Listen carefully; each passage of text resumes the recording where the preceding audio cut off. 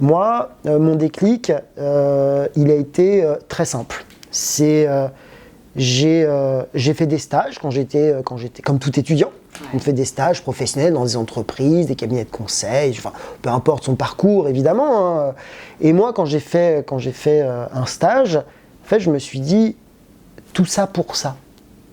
Ouais. En fait, je me rappelle, comme si c'était hier. Je rentre dans cette entreprise, on m'accueille, on me donne mon petit pass, machin, truc, et puis je me dis tous ces efforts, tout cet apprentissage, toutes ces études, pour finalement ça. Je me dis, je ne peux pas vivre comme ça. Je serai en mode survie. Et en fait, moi, quand j'ai décidé de complètement permuter, ça s'est fait très très vite, ça s'est fait très très naturellement. Mais en fait, j'en étais arrivé à un point où les choses étaient très claires pour moi. C'est que soit je faisais ça, soit je mourais à petit feu. C'est très simple. D'ailleurs, il y a un chiffre que je trouve super étonnant. 91% des gens, en France, 96 en Chine, je crois 86 aux États-Unis, un truc comme ça. Mais en France, 91% des gens en âge de travailler, donc qui ont un métier, qui ont une activité professionnelle, 91% des gens, en fait, font un travail qui n'a aucun sens pour eux. 91% des gens.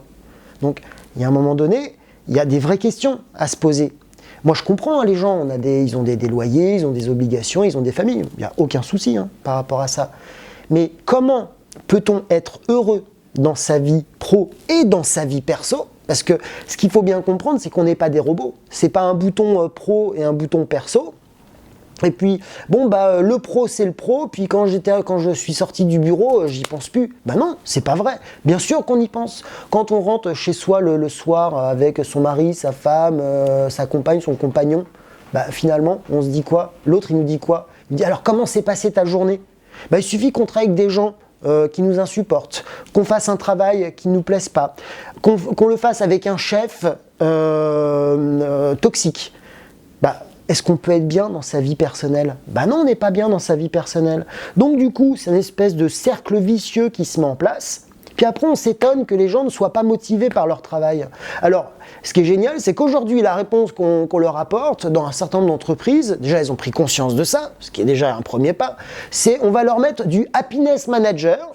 Alors, bien sûr, le barbecue en fin de semaine, c'est super, on leur apporte des petits cafés. Le baby à la pause café. Le baby, les trucs comme ça. Alors, je dis pas que c'est inutile, non, bien sûr. Gentil, ouais. Mais il y a un moment donné, les gens, ils veulent plus que ça. En fait, les gens, ils veulent se lever et ils veulent se dire, j'ai une utilité.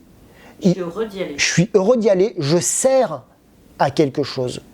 Et ça, c'est quelque chose qui est fondamental. Et c'est pas parce qu'on va mettre un baby-foot aux gens que d'un seul coup, ça y est, ça va tout changer.